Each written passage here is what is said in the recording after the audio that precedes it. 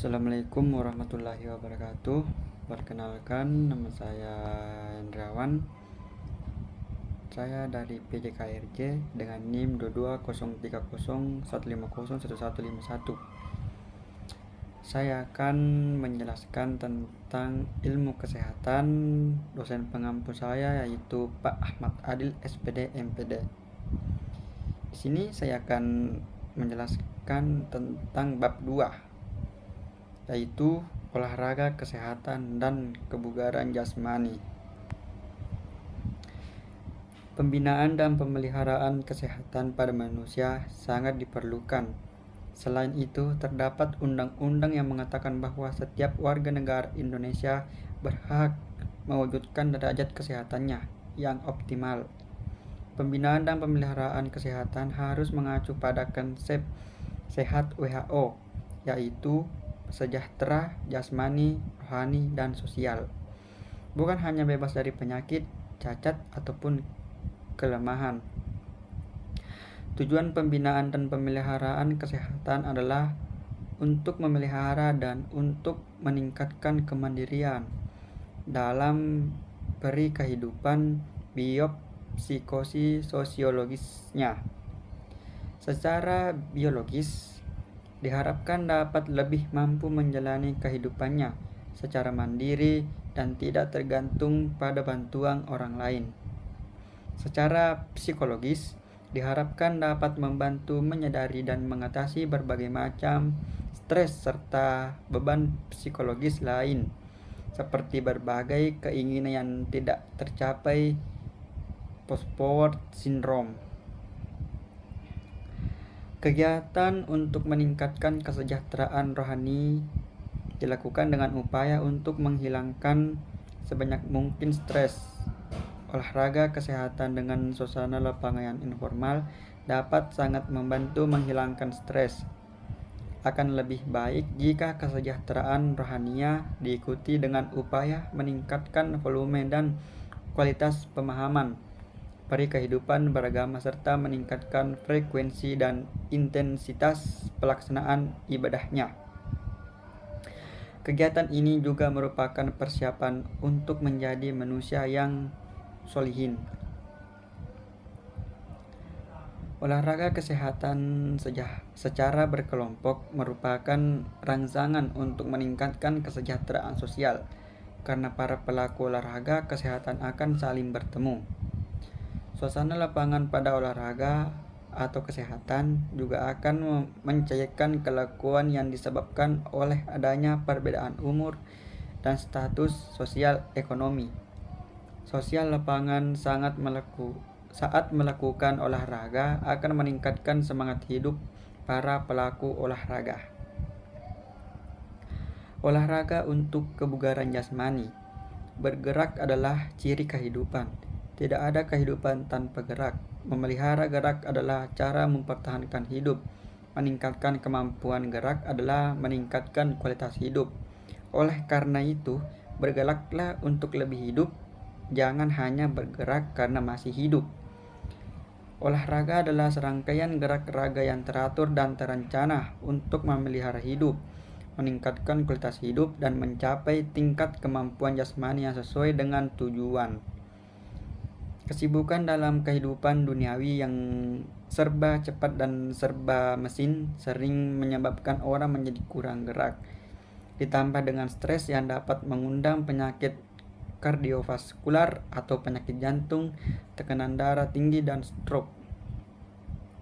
Sehat dinamis atau kebugaran jasmani hanya dapat diperoleh jika kemauan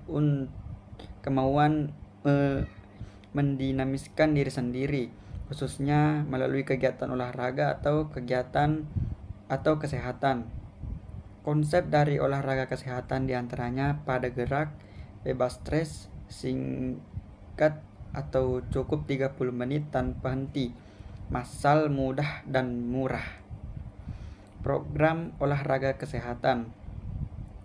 Masyarakat dianjurkan untuk lebih dahulu meyakini kondisi kesehatan umum dirinya. Jika kita merasa tidak yakin akan kesehatan diri sendiri, sebaiknya periksakan kesehatan untuk mendapatkan informasi tentang kondisi kesehatannya dari dokter.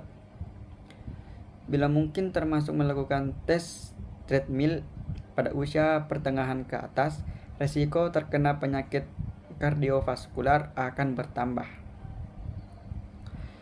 Jenis latihan untuk olahraga kesehatan yang dianjurkan adalah jenis latihan low impact yang dilaksanakan dengan tahap-tahap yang sesuai dengan sasaran olahraga kesehatan yang hendak dicapai dan meliputi latihan untuk mobilisasi sendi, kekuatan otot, dan pencegahan osteoporosis, serta daya tahan umum atau endurance. Untuk lingkungan dengan temperatur yang dingin, bisa dilakukan di siang hari. Pelaku olahraga sangat dianjurkan untuk banyak minum sebelum, selama, dan setelah olahraga. Hal ini untuk mencegah terjadinya dehidrasi atau kekurangan air. Air adalah kebutuhan hidup pokok peringkat kedua setelah oksigen. Kategori umur. Umur kronologis. Umur kronologis adalah bilangan umur yang ditunjukkan oleh berapa kali orang tersebut telah berulang tahun. Ya, di sini ada kategorinya. Ada kategori umur. Umur psikologis atau umur psikologis dicerminkan dari tingkat kematangan reaksi psikologisnya terhadap situasi yang dihadapinya, yaitu apakah reaksinya sesuai dengan kedewasaannya, ataukah mungkin reaksinya kekanak-kanakan atau menunjukkan perilaku psikologis yang tidak bertanggung jawab.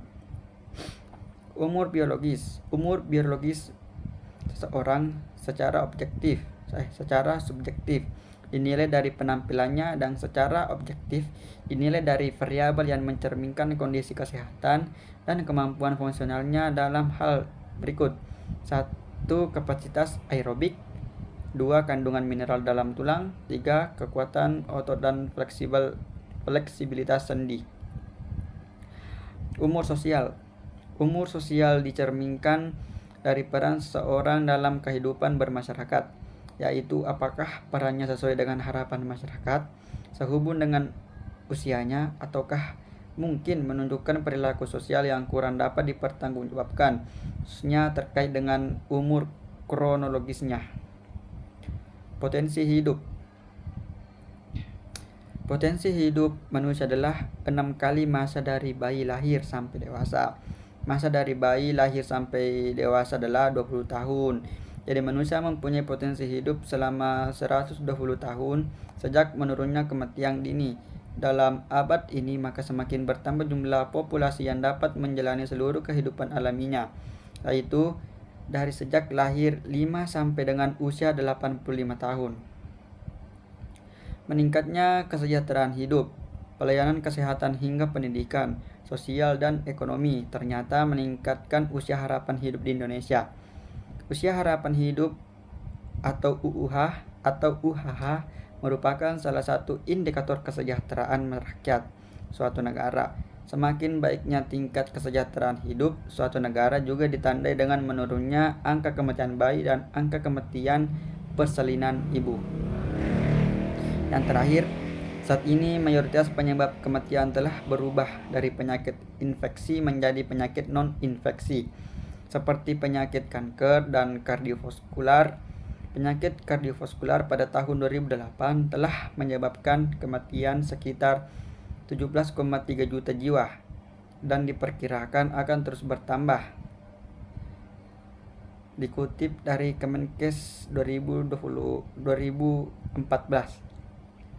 Menurut Riskesdas tahun 2013, penyakit paling banyak diderita lansia diantaranya hipertensi 57,6%, artritis 51,9%, stroke 46,1%, masalah gigi dan mulut 19,1%, penyakit paru obstruktif menabun 8,6%, dan diabetes mellitus 4,8%. Itulah tadi presentasi dari saya mengenai ilmu kesehatan, yaitu olahraga, kesehatan, dan kebugaran jasmani. Sekian dari saya, wabillahi taufiq wal hidayah. Wassalamualaikum warahmatullahi wabarakatuh.